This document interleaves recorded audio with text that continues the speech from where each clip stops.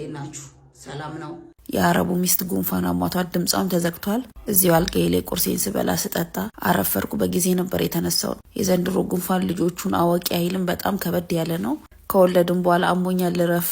ድምጽ አልፈልግም የሚባል ነገር የለም ከልጆች ጋር እንደዚሁ ራሳችሁን ታስታማላችሁ እንደምንም ብዬ ካልጋ የተነሳው ይሄ ሸበላ ማድጎልኛል ነቃ ለማለት እንግዲህ ማጫጫስ አለብኝ እጣን ሁሌ ያነቃቃልላችኋለሁ በኩሬን እንደዚህ አጫጫስኩ ይሄ በኩር ሽታው እንዴት ደስ እንደሚል የቤታችሁን መዓዛ የቤታችሁን ጠረን የሚቀይረው ሁሉም ክፍል እንደዚህ እየዞርኩ አጫጫስኩቲን ከጣን የበለጠ ደግሞ እኔ በኩር ነው የምወደው አንደኛ ጭሱ ብዙ አይደለም ሁለተኛ ጠረኑ ቶሎ ከቤት አይጠፋም አሁን በኩር እየተለመደ ነው እኔ በጣም ነው ከድሮ ጀምሮ የምወደው ኪችን የቀባውኝና በልቻለሁኝ ግን ቶሎ ስለሚርበኝ እስቲ ማስታገሻ ደግሞ ኢንዶሚ ልስራ ብዬ ኢንዶሚ ሰራው እቺ ኢንዶሚ እንዴት እንደምወዳት ገና ኢትዮጵያ ውስጥ ኢንዶሚ ሲመጣ በዚህ ፍሌቨር ነበር ሁላችንም እናውቀው አሁን ግን የለም በዛውም የልጄ ምሳ ሞኩላት ምን አማርሽ ብትሉኝ ጸጥ ያለበት ቦታ ሄጄ ለ2-3 ቀን መተኛ እረፍትን የፈለኩት እንዴ ኢንዶሚና አጣጣምኩኝ ከዛ ደግሞ የምታውቁት ያቺን ፊቴን ደግሞ እንከባከባታለሁ ኒና ፓውደር የሞሮካያን በተፈጥሯዊ መንገድ ለመቅላት የሚጠቀሙበት ማስክ ነው እሱን ከርጎ ጋር ደባልቄ እንደዚህ ተቀብ ልጄ ሁሉም ስለለመዱኝ ማንንም እኔ የሚፈራ የለም ፊቴ ጾሙን ስለማይውል ስለሚያቆይ ማንንም አይፈራም ቤት ትኩስ ነገር ከመጠጣት የተነሳ